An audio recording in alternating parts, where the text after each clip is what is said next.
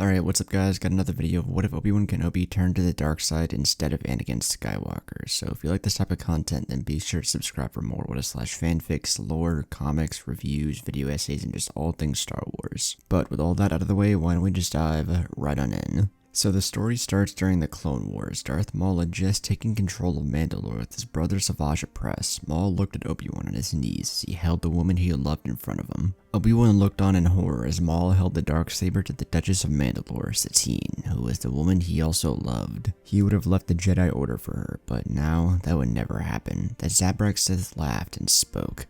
"Ah, Kenobi, it gives me such joy to watch your agony, and now I will savor your despair 1,000-fold. Obi-Wan spoke. Please don't do this. Take me, kill me, satisfy your lust for revenge, but please spare her." Maul sighed. "Ah, a good bargain, but it is one that I do not accept." Kenobi's eyes widened in shock as he watched Maul stab Satine through the back with the darksaber and then rip it out of her. She fell to the ground, and Obi-Wan, still in utter disbelief, ran, catching her body as she fell. Maul watched this display and just laughed, enjoying how weak Obi-Wan looked right now. The Master of the Chosen One held the love of his life in his arms, but she was barely alive. Satine weakly reached out her arm and caressed Kenobi's cheek. A tear fell down her face as Satine uttered her last words. "I have and will always love you, Obi-Wan Kenobi."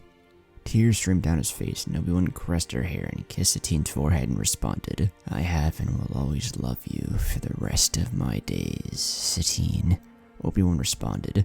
He felt as the love of his life died in his arms. Maul simply watched with joy as his nemesis Obi-Wan was filled with pain and anguish. He would savor every single moment of this. But as Obi-Wan held Satine's body, something in him changed. The light he had died inside of him and was replaced with the darkness. The anger began building inside of him until all he felt was rage. All he wanted was vengeance, but that wasn't the Jedi way, and Obi-Wan's thoughts wandered. The Jedi code wouldn't abide by his feelings, so maybe the Jedi were wrong. And in that moment, Kenobi decided to throw it all away. Screw being a Jedi, screw the light. He was going to kill Maul. Obi-Wan gently set Satine's body down, and he stood up, his back facing the Zabrak Sith and his brother. Maul looked at Savage and signaled for his brother to get ready. Maul felt into the Force and he could feel the darkness, or rather light dying and being replaced by darkness. He realized it was Obi-Wan and he just smirked. Obi-Wan looked back at Maul grinning. He ignited his lightsaber. Maul ignited his other saber and stood ready with the darksaber in tow. Savage ignited his double-bladed crimson saber, and the tension in the air was palpable. Savage was the first to leap forward, and Obi-Wan took a defensive stance. He blocked each heavy strike from Savage with ease. The angry master let the brute wear himself down. Maul saw this and leapt into the fray to help his brother. Obi-Wan blocked a strike from Maul, who slammed both sabers onto Obi-Wan, who blocked the strike. Obi-Wan struggled into the power but held his own. Savage regained his composure after being kicked back by Obi-Wan and launched towards Obi-Wan, and Kenobi used his free hand to use the Force to block the brute. The Zabrak Sith and Apprentice launched forward in perfect unison. Maul would block and defend while going for a flurry of strikes, while Savage would go on the offensive, undergoing a relentless barrage of strikes that showed no signs of slowing down. Obi-Wan held his own, but he was tired of playing it the Jedi way. He tapped into the dark side and he felt the power, the surge it gave him, and this fueled his anger even more. As Savage went for a strike, Obi-Wan blocked it, and as Maul went into attack, Kenobi used a force push to send him crashing into the wall. Maul shook off the attack and picked himself back up, but he looked in horror as he watched as Obi-Wan cut off his brother's hands and dropped him to his knees. The Sith couldn't do anything, as in mere moments, he lost his brother. Obi-Wan picked up Savage with the Force and began choking him, and he slammed him against the wall, and Obi-Wan cut off his legs with his saber. He then cut off each horn and gouged his eyes and ears out with the blade. Maul just sat there in shock, not believing that Kenobi was capable of this, but he realized he was just sitting there, but it was too late. Obi-Wan finished off Savage by decapitating him. Maul launched towards Kenobi in anger, with the crimson saber and dark saber in hand, but he was off his game, and Obi-Wan capitalized on that. As he swung each saber, Obi-Wan cut off both arms, and he fell to the floor in agony. Obi-Wan walked up and grabbed Maul by the horns, dragging him to Satine's body. Kenobi held the pitiful Sith by the horns, and he bashed his face into the ground and held him close to Satine's body.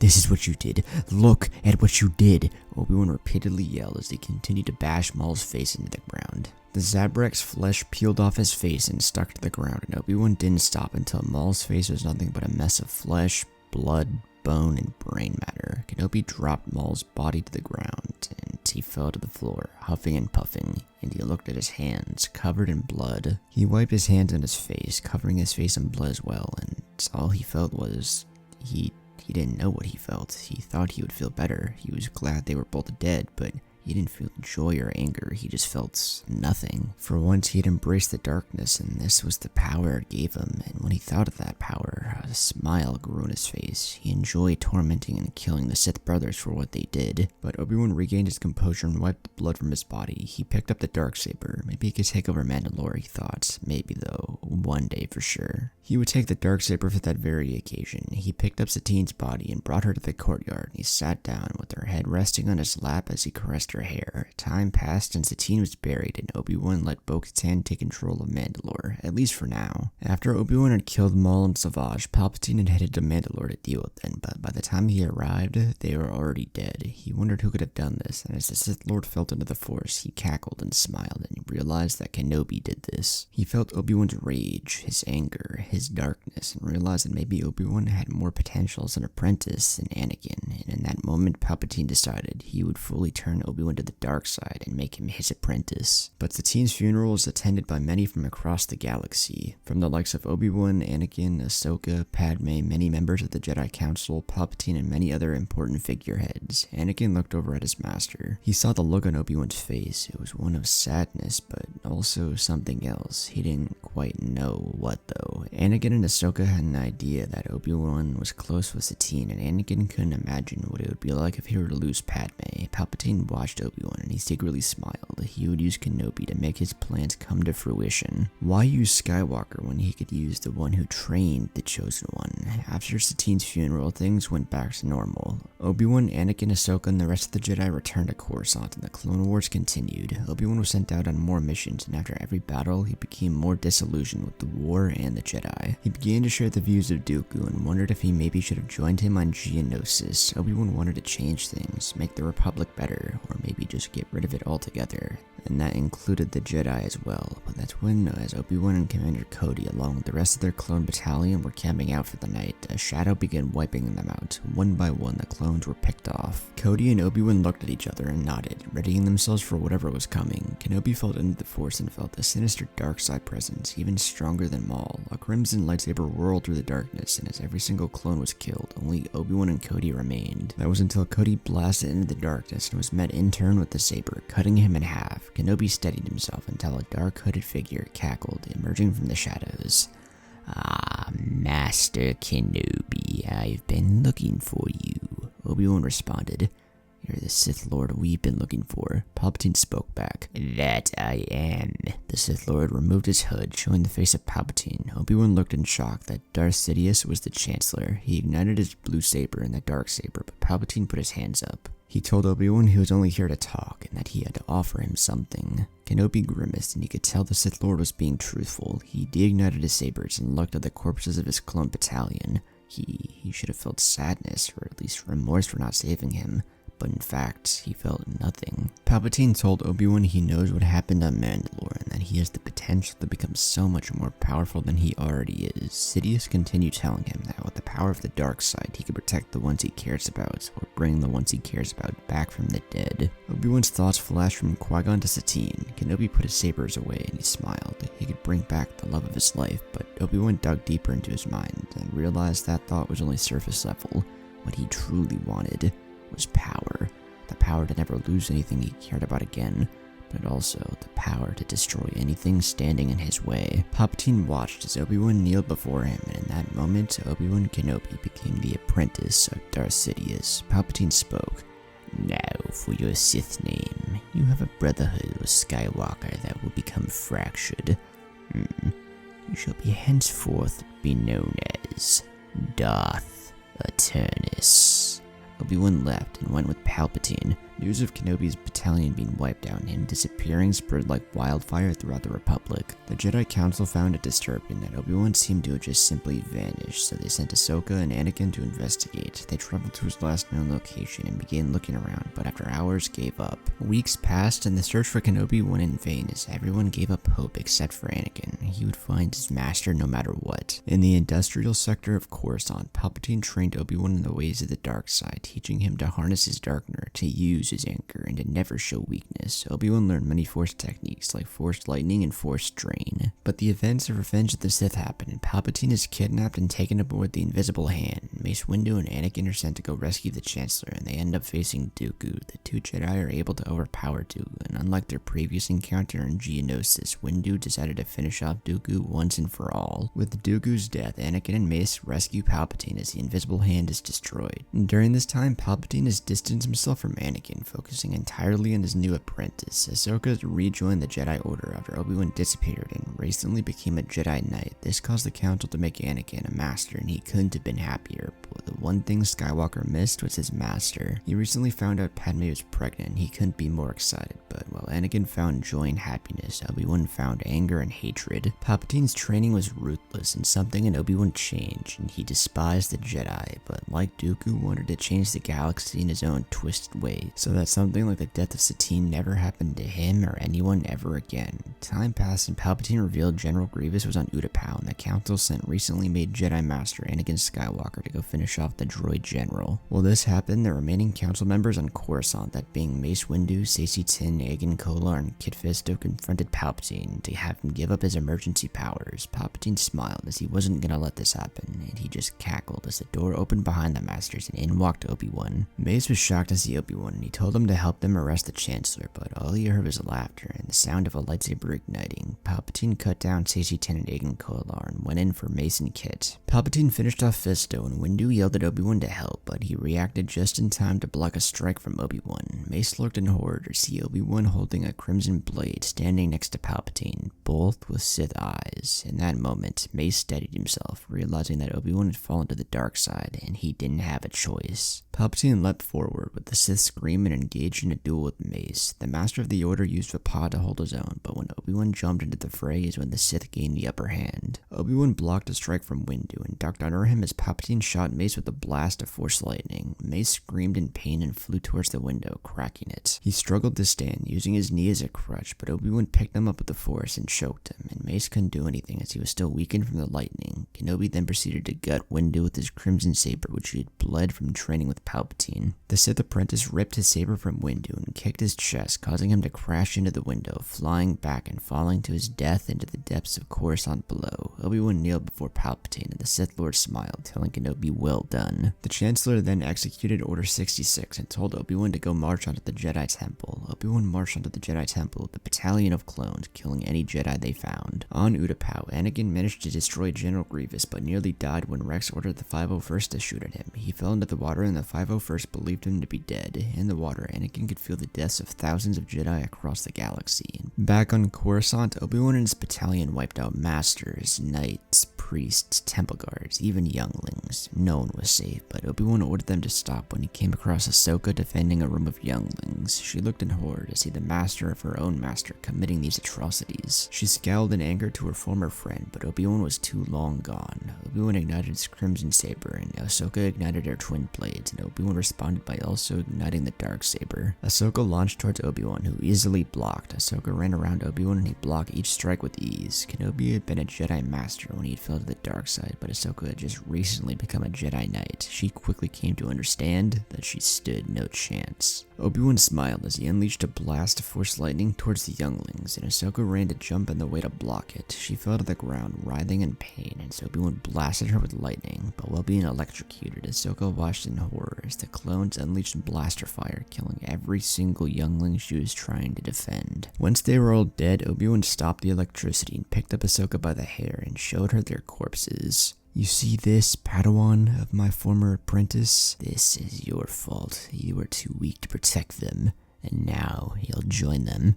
Ahsoka tried to fight back, but Obi-Wan cut off her hands and gutted her with the darksaber, dropping her corpse next to the garbage she was trying to defend. Obi-Wan finished in the temple, wiping out every Jedi he and the clones could find. Anakin managed to escape and met up with Yoda and Bail, and they traveled to Coruscant to meet up with Padme, but during the meetup, Padme went into labor, and Bail took her to Polis Massa, where they agreed to meet after everything. Anakin and Yoda went to the temple and found the security recordings of Obi-Wan and Palpatine. Anakin couldn't believe his master had turned to the dark side, but even worse, he watched the recordings of his master killing his apprentice and younglings. Anakin realized that Obi-Wan needed to be stopped, and so Yoda and Anakin made a plan. They learned Obi-Wan was headed to Mustafar to wipe out the Separatist Council, so Anakin headed to Mustafar, while Yoda headed to the Senate building. Obi-Wan landed on Mustafar. Following his master's instructions, he found and easily dealt with the Separatist Council, but as Obi-Wan walked to his ship, he saw another one land that he recognized, and out walked his former apprentice. Anakin just stared at his master, who looked at him with Sith eyes. Obi-Wan turned around and Anakin yelled,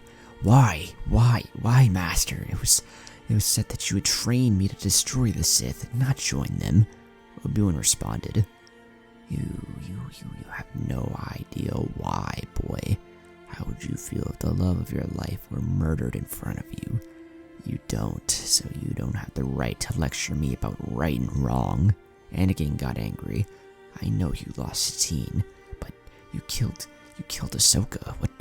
What would Satine think of what you've become? She would hate you. She would call you a monster. Obi-Wan's eyes widened in rage and he leapt back behind Anakin, igniting his crimson blade, and Anakin blocked with his blue blade. The former master and apprentice dueled for the fate of the galaxy. Obi-Wan blocked using Form 3 and Anakin attacked aggressively with Form 5. Obi-Wan easily blocked each strike, but Anakin was getting faster. The Chosen One was unlocking his full potential. He decided in that moment he would fulfill the prophecy and destroy the Sith, even if that Sith was like a father to him. Tears streamed down Anakin's face as their duel continued across the barren landscape of Mustafar. The heat from the lava caused the Jedi and Sith to sweat profusely, but the two didn't even notice as they clashed. Obi-Wan learned from Palpatine to switch between each form to throw your opponent off guard, and that's exactly what he did. Even if he wasn't proficient with each lightsaber form, Obi-Wan switched between 1 through 7. Anakin struggled under his former master's power and switched from offense to defense as he used Form 3 to defend. Their fight ended up on a lava river, and Obi-Wan jumped at the high ground, and Anakin knew this was it. He needed to make this jump to save the galaxy. Obi-Wan saw what he was trying to do. I have the high ground, Anakin. Don't be a fool. Anakin grimaced as he had no choice. He jumped forward, but Obi-Wan cut off his legs and remaining arm mid-jump, and Anakin fell to the ground in pain. The lava burned his skin and organs, and he screamed. Obi-Wan looked at his fallen apprentice, and Anakin begged, Please, Master, help me. Obi-Wan looked at Anakin, his eyes yellow with hatred as he did so. Obi-Wan is gone. I, Darth Turnis, is what remains. Kenobi was dead, and now there is only a Turnis. The Sith kicked Obi-Wan's former apprentice into the lava, watching him burn to death. Turnis left, truly embracing the dark side, killing any light that was left with the death of his former Padawan. The man who was once Obi Wan Kenobi left Mustafar and headed to Mandalore, ready to take his rightful place as ruler. The Mandalorians accepted him as the ruler of Mandalore since he had the darksaber in his possession. During this, Yoda lost to Palpatine and headed back to Polis Massa, only to find Bail dead and Padme missing. Skywalker's master knew of the medical facility, and after taking Mandalore, traveled to the station. He quickly killed Bail and took Padme. He took her to Mandalore, where she gave birth, and she died of a broken heart after learning Anakin was dead. Now that he had the children of the Chosen One, Turnis put his plan into action. With the full force of the Mandalorian military, the Sith launched an invasion onto Coruscant as Palpatine was giving a speech to create the Empire. The newly appointed Emperor felt explosions and tremors all around him as he knew his apprentice had betrayed him, and before he could do anything, the Senate building was bombarded from above by multiple cruisers, killing everyone inside, including Palpatine. With the death of the Emperor and the Senate, the Republic quickly fell apart, and the Mandalorians took control of Coruscant after a fierce space battle. Many lives were lost, but Darth Turnis and his Mandalorian fleet came out on top. And in the ashes of the Republic, Turnis took control of the Empire and recreated the Senate with those only loyal to him. Emperor Turnis then ended the Clone Wars, disbanding the Republic and destroying the CIS. The clones became the official army of the Empire, and Yoda, after discovering Polis Massa and what Obi-Wan had done, decided to go into exile in Dagobah, never to be heard from again. Years passed, and Emperor Turnis created the Inquisitores to hunt down any remaining Jedi with the Grand Inquisitor leading, but once they outlived their usefulness, they were wiped out which Obi-Wan let Luke and Leia handle. The children of Anakin and Padme became the Emperor's apprentices, and with the twins, the chosen one by his side, Sith Lord Obi Wan Kenobi ruled the galaxy with the fair and iron fist. And that's the story. I hope you guys enjoyed the video. If you did, be sure to leave a like, comment, and subscribe. Now let's talk about it. Now, I enjoyed writing this one. I haven't done an Obi-Wan centric story, and I really fucked with this one. It's basically just if Obi-Wan turned to the dark side instead of Anakin, and everything is pretty much reversed, but from Obi-Wan's point of view, I definitely like the darkness aspect to it. Like, Obi-Wan is violent as shit with the way he murked fucking Maul and Savage. That was definitely brutal writing. I definitely can't lie, but I definitely fuck with the fight between Obi-Wan and then Ahsoka, and then Obi-Wan and then Anakin. All that was really cool to write. But overall, every fight with Obi-Wan against his opponents was like cool as fuck.